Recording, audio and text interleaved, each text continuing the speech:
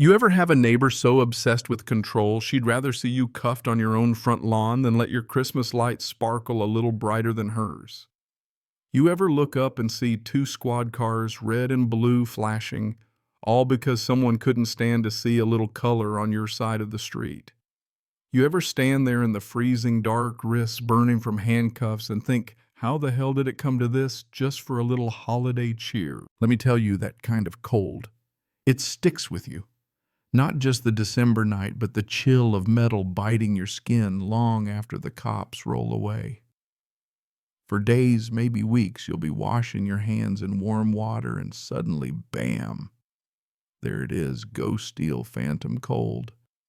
Your body remembers humiliation even after your mind's tried to let it go. Funny how that works. You ever just linger in your doorway half in, half out, not sure if you're really home anymore? That's where I found myself after the last cruiser disappeared. The street was dead silent, but my Christmas lights were still glowing the same soft colors that got me in trouble in the first place.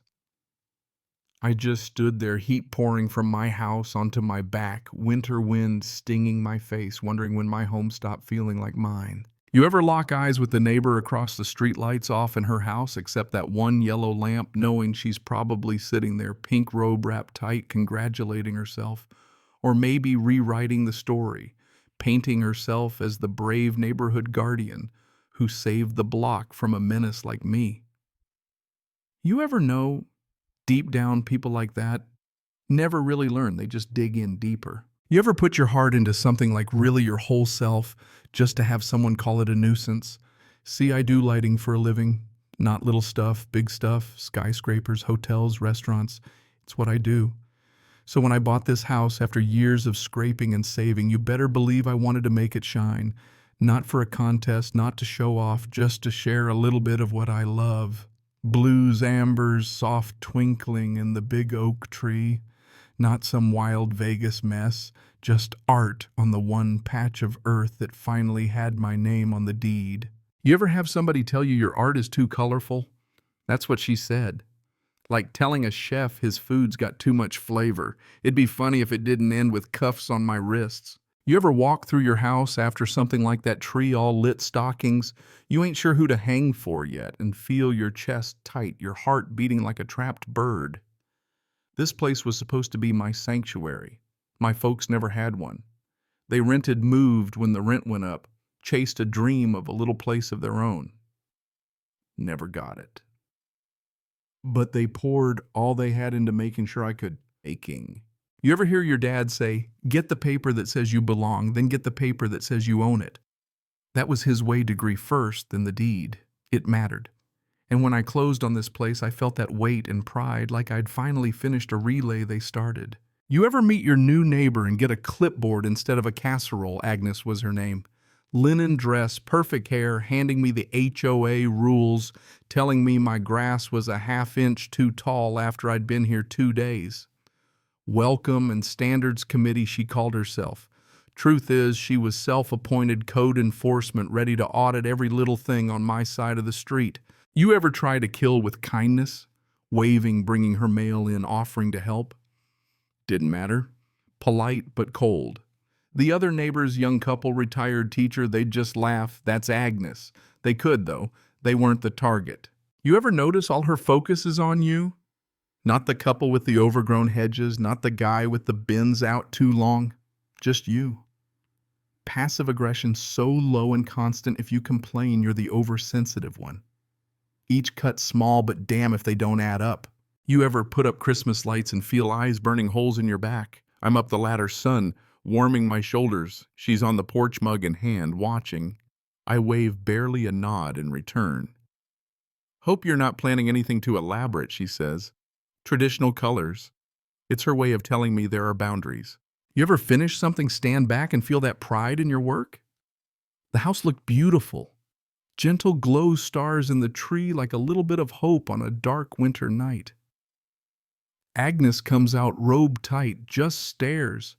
Doesn't say a word. I felt her disapproval from across the street as heavy as any insult. You ever have someone escalate from snide comments to silent warfare, watching you every time you step outside, timing her comings and goings to intersect with yours? Porch light pops on as soon as your display shuts off. Childish, but so effective at making you feel unwelcome. You ever get a little relief when the couple next door tells you how much they love the lights? Makes you feel for a second like maybe you do belong, even as Agnes is peeking through the curtains, plotting her next move. You ever catch your neighbor filming your house through the window? One night, friends over laughter and jazz inside, then I look out and there she is, phone out filming every inch of my display. I step outside. Can I help you with something? I ask, as calm as I can. I'm documenting a public nuisance, she says, voice full of self-importance. It's a Christmas light display, Agnes, not a crime scene. It's visual pollution, she snaps. Not in keeping with the character of this community. I told her I'm part of this community too.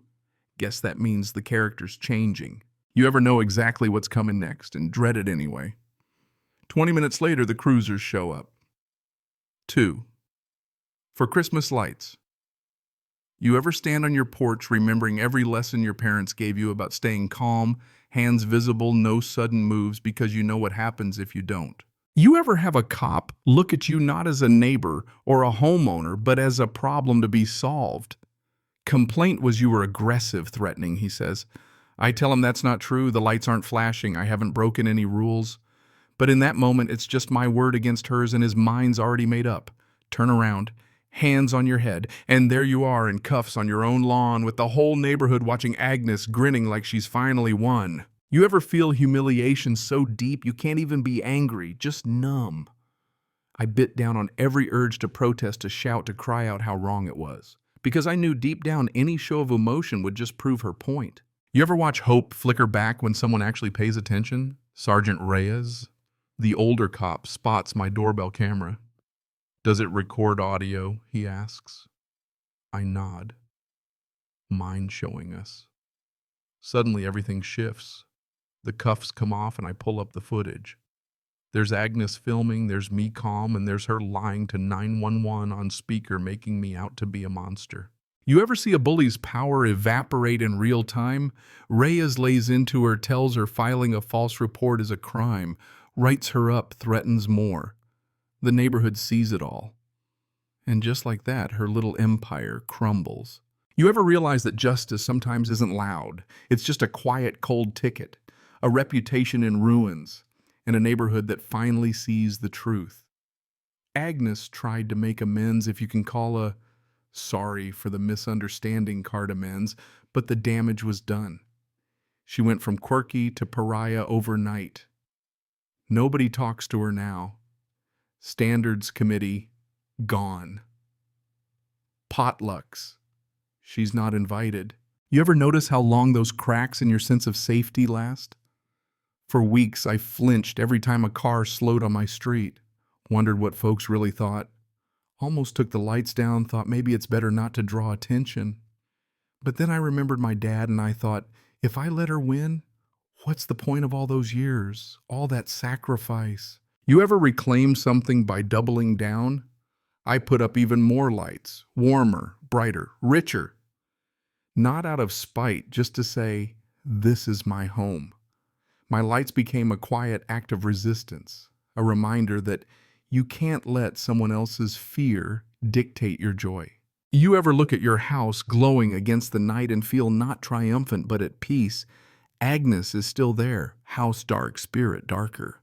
We don't speak. We don't have to. You ever feel that cold on your wrist and remember not just the pain but what you overcame? That's the real lesson. You can be confronted by the ugliest side of human nature, prejudice, entitlement, cruelty, and you don't have to let it dim your light. So let me ask, where's the line for you between community and control? When does keeping the peace turn into tyranny? Drop your story, your thoughts, your city in the comments. And if you want more stories about holding on to your joy, hit like, subscribe, and stick around. Take care of yourselves and each other.